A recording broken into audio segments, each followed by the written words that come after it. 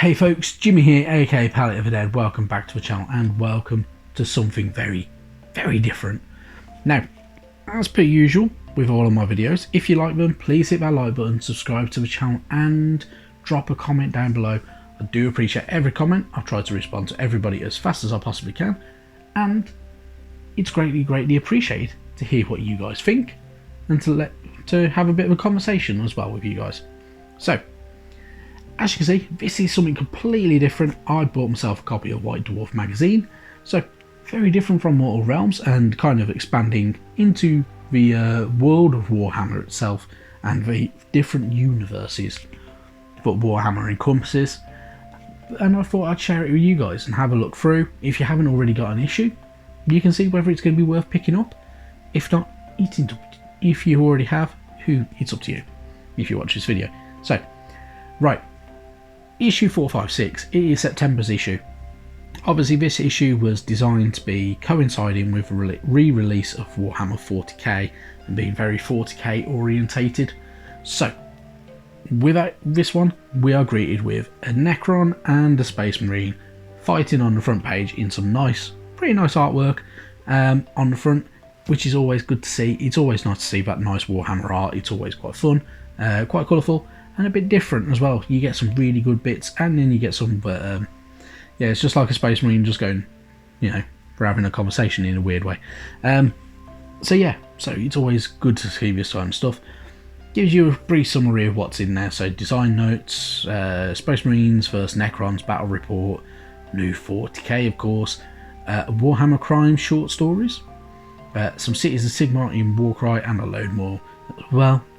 So, with this one, as the magazine is a lot chunkier than Mortal Realms, what I'm going to do is this video is going to be structured very, very differently. So, let's jump into the inside of the magazine. So, starting off with some lovely features and painting from the Warhammer community. No.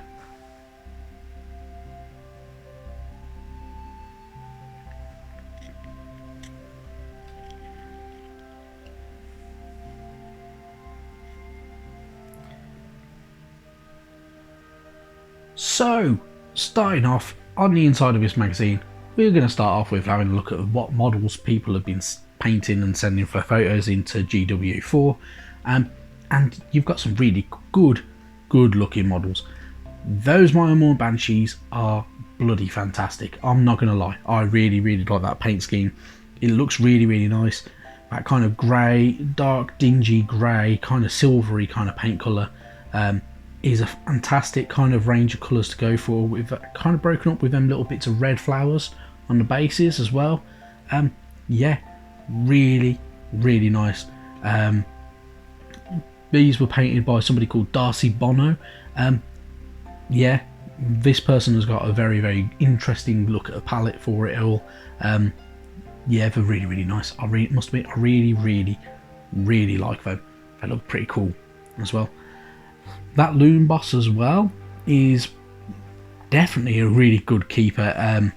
If that wasn't in an Armies of Parade on Parade or a Golden Demon, then I don't know what the hell is wrong with people for not putting it in there, but it is definitely a competition worthy kind of miniature diorama. So yeah, definitely really cool. Those Stormcast, I must admit, I kind of like the idea of a paint scheme, but I wouldn't want to see a whole army in that scheme. Little small war bands, yes, but I think I'm a little bit fussy with my Stormcast, and I think it could go a bit wrong with certain models. I must admit, I do lines of Sigmar, so which are your purple enamel kind of and gold armoured buggers. Painting them as an army looks right. Painting these guys as an army might look a bit hit and miss, in all honesty. That's just my opinion. I might be completely wrong, and they might look absolutely fantastic if they have been done throughout everything as well. So, anyway, you got an Iron Hands Lieutenant, in all honesty. In terms of Space Marine chapters, Iron Hands are not my favourite. I'm not a big fan of them. I don't really care for them. There are many other chapters that I do kind of like, but yeah, just not my own hands. There's something about them I just don't generally care for it. For that colour scheme, I think it looks a bit dull, in all honesty. On the other pages though, you've got an awesome Slambo figure, really well painted. It looks like it's all been done in non-metallic metal. So that is essentially a paint scheme that you can do where you're painting it to look like it's metal, but without using any metallic paint. So you're not using any silvers or golds or anything like that. You're using a normal range of palette of normal paints, and just kind of blending them and mixing them to make them look like metallic shine and kind of shadows and everything like that, which is a very cool idea and out of my skill range, in all honesty. And then you got that fantastic Alariel Everqueen on here. Beautiful figure, very well done. I must admit, it's probably one of the best kind of models that you can get from GW. Definitely one of my favourites, along with the Vermin Lord, the Skaven Vermin Lord Corruptor and stuff like that as well. Is one of my favourites as well. I kind of like Nagash as well from good old Nighthaunt, but that one and the Skaven Vermin Lord are probably my two favourites of the big, so a little tiny bit further going in that you can get. Right, let's crack on through a bit more of this magazine. So, a little bit further going into the magazine, we're greeted by the Worlds of Warhammer, and it is delving into the background of Age of Sigmar and the 41st millennium, looking at how stories are created and legends are born. So, this is kind of giving us a bit of a background of how they design stories based in the mortal realms. So they have a lot more to do with good old regular Warhammer Age Sigmar at the moment. So you've got some of the different areas, so like Akshi's Clavis Isles, with the symbol of Akshi and the bright magic just in that corner. Scythe, which is a symbol of Amethyst magic, which of course is death. And it lives on in the form of Shaishard, an island underworld in the Shaish Prime Innerlands. So, it's basically what it's saying is you've got certain little areas that look like that magic symbol. So, for actually, you've got the bright magic, which is the eye, which is a Clavis Rift there, going all the way down to the Isles, kind of giving you that kind of that look of that symbol there. For the Amethyst magic, the Scythe, just going down, which is just that Shaishard, that island just there. And then in Gur, you've got the arrow just there as well. So the Hunter's Arrow echoed in that isle just there. So pretty cool stuff. And then you go on to the next page, which shows us some of the Lumineth Realm Lord homelands in Haish, 10 paradises. So you've got the Tyrionic half and the Teclian half, when I can learn to speak. So they only have their own hemispheres, depending on which kind of narrative they follow, and if they're more magic focused or more kind of battle focused and everything like that. And the kind of the hand-drawn version of part of the maps and the actual finalised map, which is pretty cool, really nice to see as well, to have that kind of background knowledge of how it all kind of came into shape in a roundabout way. Moving a little bit further in, you've got some designer's notes on the new figures from 40k. So that new Space Marine, which is a really nice Space Marine as well, I must admit, it is definitely one of the best Primaris captains that I've seen so far. I wouldn't do it as an Ultramarine, I'd do it as something completely different personally, but you've got that nice shield, that awesome sword that he's carrying, that cool new helmet which has that visor that kind of pops up like an old school knight, and a lot of other little kind of tiny minute details that look pretty damn cool. On to the next page as well, you're getting to have a little bit closer look of all the different models. In all honesty, Space Marines to me are a little tiny bit boring. Like some people find the Stormcast Eternals a little bit boring, and generally they are essentially the Space Marines of the Age of Sigmar. However, there are always some models that stand out very, very nicely. So first off, I want to point out then Blade Guard. The Blade Guard looks really, really cool. Got them shields, which look really nice, and they carry them swords. They're not chain swords like normal. They are literally normal, proper, old school style swords, which look really, really cool. The Blade Guard Ancient looks pretty decent as well. It's pretty cool, kind of like standard bearer that was carrying into battle. But the main three that I really, really like, that Captain, as I said before, looks really, really nice. He's really, really cool. The Lieutenant has an awesome stance with that gun facing outwards. Like he is actually on the attack or on the defense and just kind of protecting himself. And that Judicar looks really, really cool. Does not look like he should be in this with the Space Marine army, but it's definitely a cool model, so you can't complain. Then the Necrons, so you've got some really cool looking Necrons as well. So the Scorpair Lord is pretty cool looking. It's not my favourite. I personally prefer the Overlord. The Overlord is pretty cool, but with Necrons they all look very, very similar and all a little bit. There's nothing that stands out too fantastically in my honest opinion with them, but they are a good army to kind of get going with from what I've seen before. Towards the end of this 40k segment of the magazine, you've got a really nice look at this super huge diorama that has been built, which is the Ultramarines going up against the Necrons on the world of Vertigus 2. Really, really cool looking. There's a lot going on as well. There's a lot of little bits to look at, and the photos look really, really cool. So you've got loads of little segments going on of all these different bits with that mine carts going along, some broken buildings as well, some cranes and that tower, and a bit of everything going on and a good battle ensuing.